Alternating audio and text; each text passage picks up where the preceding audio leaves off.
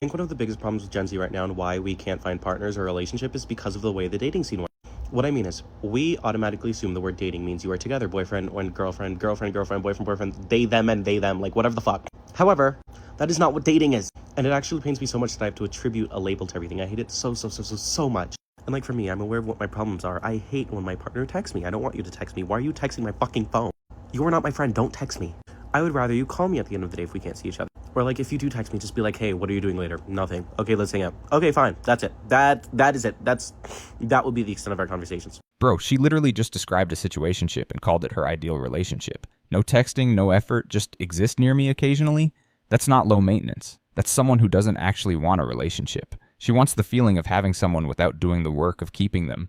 And then these same girls wonder why they end up alone at 25, writing sad captions on Instagram. Communication isn't clingy. It's literally the foundation of every relationship that has ever worked. Ever. However, everyone these days is a fucking emoji warrior, and I don't want to have to decipher ICLTSPMORN. Another big problem that Gen Z has when it comes to dating is that they're forcing their partners into their lives instead of them naturally blending in. Like, your partner doesn't have to hang out with you and your friend. They don't need to be there. And the second someone says, let's fall asleep on the phone, I'm like actually gonna block you. No. Another big thing with Gen Z is that they are aging themselves way too fast. I am 19 years old. I do not want to be playing house with you. I am 19. I don't want us to act like we're a married couple. I don't want to do that. Not my thing. Like, I don't consider myself a high maintenance partner. Like, I'm so low maintenance. Like, I don't want dates. I'm okay with no dates as long as we just hang out. Like, chillin'. Show effort, of course, but, chillin'. But some people... You guys are single because you're so fucking annoying. Like, you're genuinely single because you are so annoying. I truly pray for anyone that dates you because you are so annoying. Annoying! Wait, she just roasted half her followers and herself in the same breath. But real talk, she's not wrong. A lot of people out here are single not because the dating pool is trash, but because they are genuinely exhausting to be around. No self-awareness, no flexibility, just a list of demands with nothing to offer back. That's not standards. That's just difficult. So many of you guys don't take into account, like, what other people's feelings are. And it's like, okay, that's your thing. You don't have to. But, like, come on. And an even bigger problem that I feel like younger generations have when it comes to relationships is that they don't realize their worth. They don't. They don't. And sure, like, you can be young and stupid, but you guys are, like, really stupid. Just young and, like, really stupid. Not young and stupid, like, really stupid. You're doing a man's homework stupid. Like, Anyway, that's it. That's my TED Talk. Thanks for listening. 19 years old and already burned out on dating. Think about that. This generation is entering relationships so guarded, so pre-traumatized by talking stages and situationships that they can't even enjoy the early stages anymore. Nobody's just enjoying getting to know someone. It's all strategy and self-protection now. And the saddest part? She's not even wrong about most of it. The dating scene actually is that exhausting right now. One thing I've noticed that Gen Z is horrible at is dating culture. I'm Gen Z too, so I'm speaking from experience, not from like an outsider POV. But dating for Gen Z is not dating. People will go, like, if we go on a date now, it's like we're talking. Like, this is official, went on a date, we're talking. Which, honestly, I have learned more from what I want going on dates than dating people. And I've fallen victim to this before. Like, I used to think, oh, if I go on a date, like, it means I really like you. But it's like, I don't want to text you for 2 weeks in a talking stage to go on a first date. Like, I want to know you in person. And a lot of people just don't really think of dating in our generation that it's like that. It's like, if you meet with me, it's like we're now official, which is not the case. And I don't know what went wrong with Gen Z and like probably the younger generations where people just don't date, like casually go on dates. Like, that doesn't, I'm talking, we're not kissing, we're not anything. It's just like a date to get to know you. Like, our generation doesn't do that, and it confuses me. Why? Because how am I supposed to know you? This is the most underrated point in the whole video. The talking stage killed actual dating. You spend 3 weeks texting someone, building this whole imaginary version of them in your head. And then you meet in person, and it's just nothing. Because you never actually gave reality a chance. Go on the date first. Be awkward. Be nervous. That discomfort is where real chemistry gets discovered. Stop rehearsing relationships over text before they even begin. Thought of the day. Dating, just in general in my 20s, there's one thing that I have to call out, and I've noticed this. I think it's a really trendy, cool, wise, self-help thing to say that you have like strong values and you are just like a value-driven person. But to be honest, in my humble opinion, I feel like most people don't really live by values. And from what I've seen, I'm sure guys can say this too about a lot of girls. From what I've seen is like most of these guys don't really have strong values. People don't really walk the walk. They talk the talk and they don't walk the walk. So really, I think the most important part of dating is finding people whose actions back up their words. Person with integrity. I'm talking mainly about character, like personal character. Like if one of your values is to treat people with kindness and be a compassionate person, you live by that word, and everything you do, your actions reflect that. When you're actually a truly kind person, that's like one of your values, is you're not just kind when it's convenient for you. And don't get me wrong, we're all, subject to human error and making mistakes, and no one's character is perfect by any means. But I think it is a true testament of your character if you really try to be who you say you are, being rather than seeming to be. That's my little tidbit and thought of the day. Okay, this dude actually dropped something real. The values conversation in dating is completely broken right now. Everyone's bio says loyalty, growth, authenticity, and then they ghost you after 3 dates. Values aren't what you post. Values are what you do at 11 p.m. when you're tired, annoyed, and it would be easier to be selfish. Watch people in inconvenient moments. That's your answer. Every single time. Okay, but can we talk about dating in 2025 as a Gen Zer?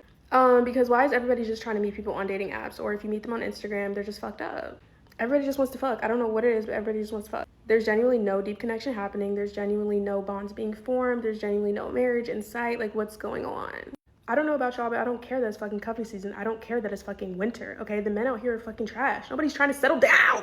And it's upsetting me, my homegirls, because it's like, if you can't go to Bella Noche, where the fuck can you go?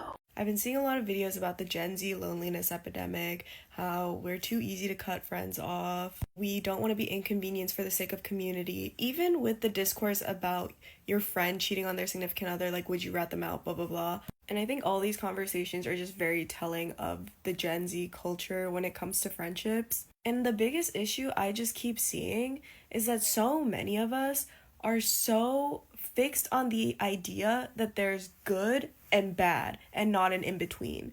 And especially when it comes to friendships, I think we need to break this toxic thought in our brain that our friends should be able to do everything with us, that our friends have to agree on everything that we think. And unfortunately, that's just not possible. But some of us have that so ingrained in our head that we would just rather be completely alone. And I think I'm able to say this so clearly because I go through the same thing.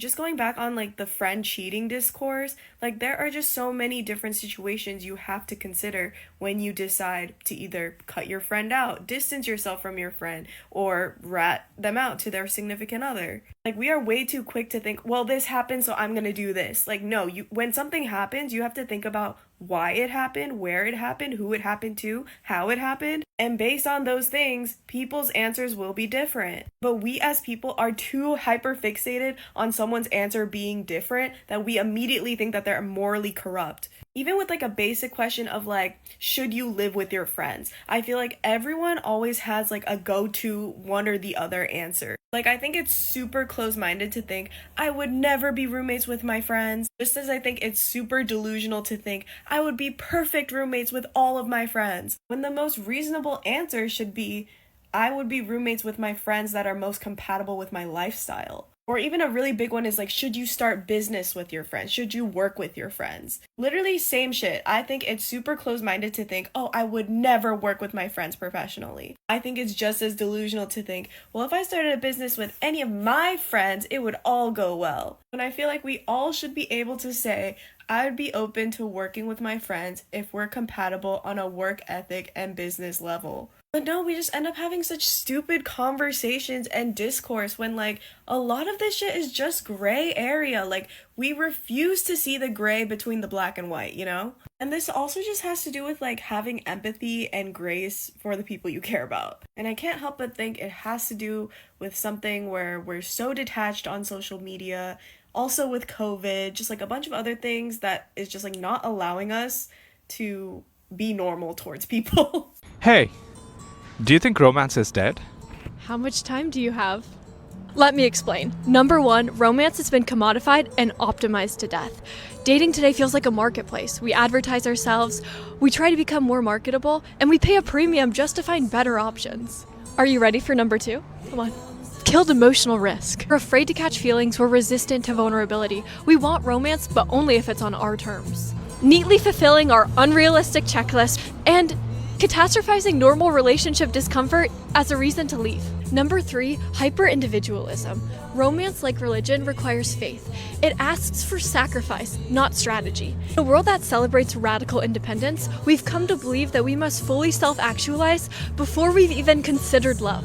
Maybe romance isn't dead. Maybe we've just made it too efficient, too cautious, and too demanding to make it possible. He said romance got too efficient, and nobody's talking about how true that is. We optimize the feeling out of falling in love. Spreadsheet your green flags, run your background check, consult your situationship tribunal, and somehow wonder why nothing feels magical anymore. Real romance has always required one thing: risk. The willingness to feel something before you know how it ends. Nobody wants to do that anymore. So yeah, romance isn't dead. We just made it too safe to survive. So I've been seeing some videos on my For You page, and I think that it is finally time to discuss the female loneliness epidemic. Because I know the men have had their own thing, and I'm not here to talk about that. I'm not a man, right? But I will say that the men are more built for it than us. We are not built for this shit, ladies. We don't know how to be alone. These men have been bottling up their emotions and not sharing them with anybody since they were 6, 7, 8 years old. Some of us have never done that. We've always had someone to talk to, a friend, a family member, a significant other, something. And it seems like in 2025, the girls are running out of options because the dating market is terrible. Y'all are literally making fun of girls that are in happy, healthy relationships, saying that having a boyfriend is embarrassing. Miserables. And then y'all also don't have any friends, because anytime somebody reposts something that you disagree with, oh, that's how you feel about immigration policy, you're not my friend anymore. Now y'all don't have any freaking friends. Like it's not gonna end well if your requirement for somebody to have a relationship with you is that they have to be on the exact same page with you 100% of the time. No one is. We are all people with our own thoughts, feelings, emotions, and ideas. And if you don't respect that in another person, then of course you're going to be by yourself. There's no one else that's going to fit that mold. Y'all have to learn healthy communication skills. You have to learn healthy relationship skills. Go to therapy if you need to, do something. But if you are sitting at home right now and you don't have 5 friends that you can call, no man, and your family members just don't get you, I promise the only common denominator in all of those scenarios is...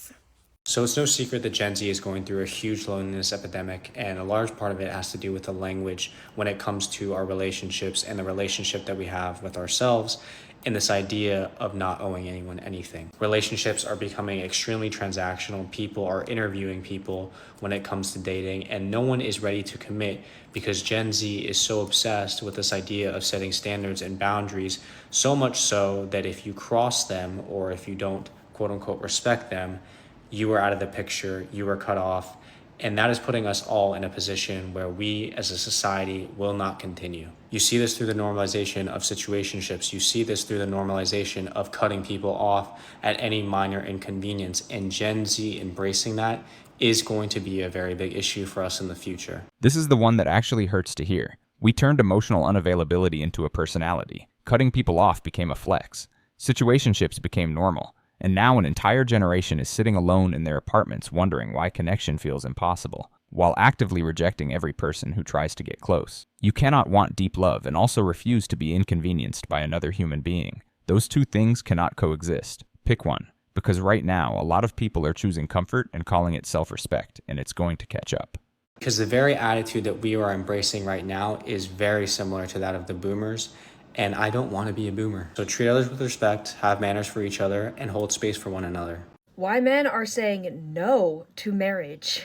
First of all, let's talk about freedom. A lot of men today are realizing that marriage isn't the happily ever after that they were promised. Instead, they watch other married men who are stuck in unfulfilling routine. They're financially drained, they're constantly walking on eggshells just to keep the peace. Meanwhile, single men, they have their freedom, their money, and their peace of mind. Then there's the wonderful changing dating landscape.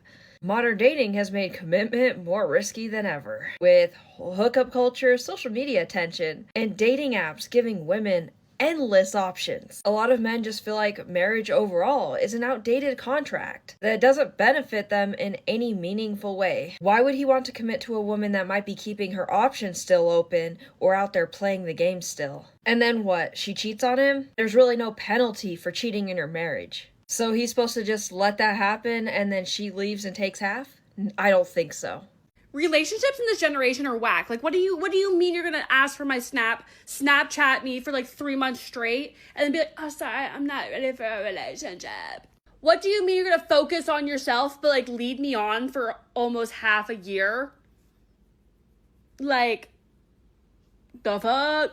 Or the classic, like, it's not you, it's me. I have to like focus on myself.